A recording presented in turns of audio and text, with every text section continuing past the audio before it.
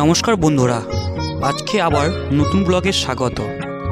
আজকে ব্লগটা কলেশ্বর কলেশনাথ মন্দিরে প্রাচীন বা পুরনো কিছু কাহিনী আপনাদের সামনে তুলে ধরব।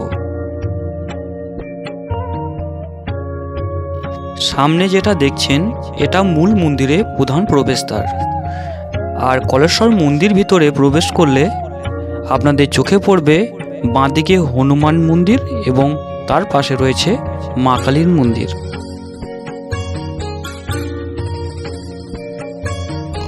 আর একটা কথা না বললেই নয়, এই মন্দিরের পাশাপাশি আপনি আরও কতগুলি মন্দির দেখতে পাবেন, যেমন পার্বতী মন্দির, সর্বেশ্বর মন্দির, কালভৈরব মন্দির, চন্দ্রচূড় মন্দির।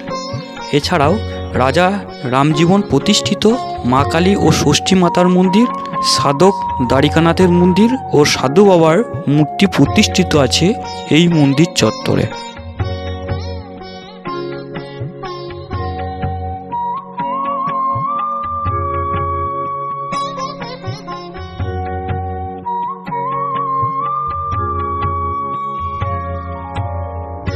আর পাঁচটা শিব মন্দিরের মতো একই রকম না, এর উচ্চতা 100 ফুটেরও বেশি। উঁচু ছাদের নিচে 12 ফুট নিচে এই শিবলিঙ্গ বিরাজমান।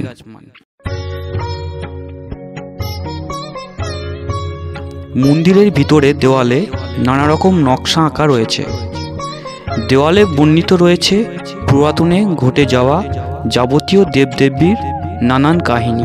আর মন্দিরের সামনে সকল পুণ্যার্থীদের জন্য বিশ্রাম নেওয়ার জন্য রয়েছে নাট মন্দির।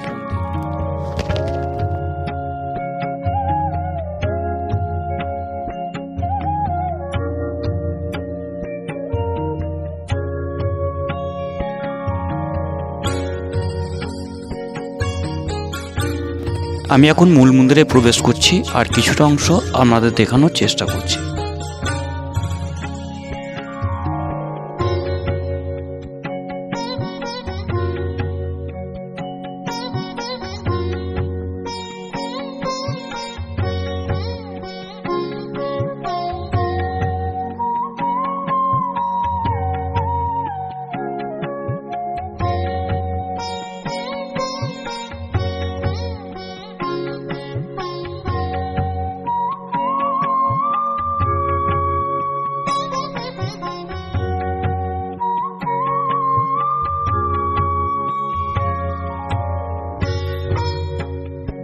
ফাল্গুন মাসে শিব চতুর্দশী তিথিতে শিবরাত্রি ব্রত উৎসব পালন করা হয়।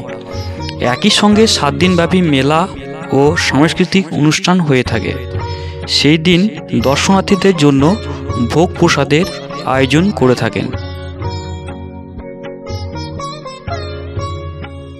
এছাড়াও শ্রাবণ মাসে প্রতি সোমবার উৎসব পালন হয়ে থাকে। প্রচুর মানুষের সমাগম হয়। গ্রামের ও পার্শ্ববর্তী এলাকা থেকে শিব ভক্তের দল, নরনারী, যুবক যুবতীরা বাঁক কাঁধে করে গঙ্গার জল নিয়ে এসে কলেশনাথ শিব মস্তকে জল ঢালেন। সেই সময় প্রচুর ভক্তের সমাগম হয়। শ্রাবণ মাসে জল ঢালার ভিডিও দেখতে হলে আমার চ্যানেলে চোখ রাখুন। আর যদি চ্যানেলটি সাবস্ক্রাইবার করা না থাকে তাহলে সাবস্ক্রাইবারে লাল আইকনটি ক্লিক করুন এবং পাশে থাকা বেল আইকনটি অন করে রাখুন। তাহলে যখনই নতুন ভিডিও ছাড়ব তখনই পৌঁছে যাবে আপনার ফোনেতে।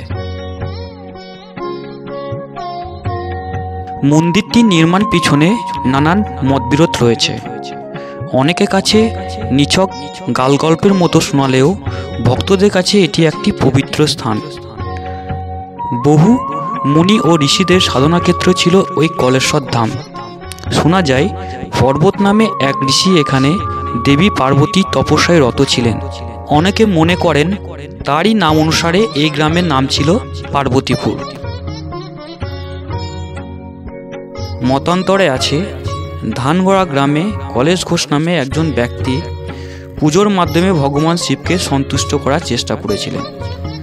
কলেশ ঘোষের মাধ্যমে কলেশ্বর কলেশনাথ শিবের পুনঃপ্রকাশ ঘটে। পূর্বে যা পার্বতীপুর ছিল তার নাম অনুসারে এখন তা কলেশ্বর হয়ে যায়। কলেশ্বরের দক্ষিণ শিবপুর গ্রামে গোয়ালাদের বাসভূমি। গ্রামের কলেশ গোয়ালার দুই গাই প্রত্যেক দিন জঙ্গলের দিকে যায়। কলেশ কিছুদিন এটা লক্ষ্য করে। একদিন গাভীকে অনুসরণ করে জঙ্গলে গিয়ে লক্ষ্য করে গাভী একটি ঢিপির উপর স্থির হয়ে দাঁড়িয়ে আছে এবং তার বোঁটা থেকে আপনি আপ দুধ ঝরছে। কলেশ অবাক হয়ে ঢিপি খুঁড়তে শুরু করেন এবং একটি শিবলিঙ্গের সন্ধান পায়। দেখা যায় শিবলিঙ্গের মাথা থেকে রক্ত ঝরছে। কলেশ বুঝতে পারে অস্ত্রের আঘাতে এই রক্তপাত। দৈববাণী হলো এবং ঢেকার রাজা রামজীবন স্বপ্নাদেশ পেলেন। জঙ্গল পরিষ্কার করে উদ্ধার হলো শিবলিঙ্গ। কলেশ গোয়ালার প্রথম দর্শনেই সূত্র ধরেই শিবলিঙ্গের নাম হলো কলেশনাথ শিব। কলেশ গোয়ালা ও তার উত্তরাসারী বংশধরগণ দীর্ঘকাল কলেশনাথ শিবকে দুধের যোগান দিয়েছেন। শোনা যায় এখানে একসময় নাকি কলাসুর নামে এক অসুর বাস করত এবং কাছাকাছি বেলগ্রাম নামক একটি জায়গায় বিল্লাসুর নামে একটা অসুর বাস করত। আর এই অসুর দুজনের মধ্যে কোনো সদ্ভাব ছিল না। কলাসুর দুর্গার এবং বিল্লাসুর শিবের ভক্ত ছিলেন। কলাসুরের মেয়ে কলাবতী ভালোবেসে বিয়ে করেন বিল্লাসুরকে, কিন্তু এতে কলাসুর বিল্লাসুরের প্রতি ভয়ানক রেগে যায় এবং বিল্লগ্রাম জয় করতে রওনা হয়ে যায়। ফলে উভয়ের মধ্যে ভীষণ যুদ্ধ হয়, কিন্তু শিব দুর্গার চেষ্টায় উভয়ের মধ্যে সন্ধি স্থাপিত হলে তারা শিব দুর্গাকে উভয় নামের মধ্যবর্তী কোনো স্থানে চিরকাল অবস্থান করতে এবং কলাবতী নামে শিবের নাম কলেশ্বর হবে বলে এই রকম প্রার্থনা জানায় এবং সেটা পূরণ হয়। তারপর থেকেই গ্রামের দক্ষিণ পূর্বে কোণে কলেশ্বর বা কলেশনাথ শিব মন্দির বর্তমান রয়েছে।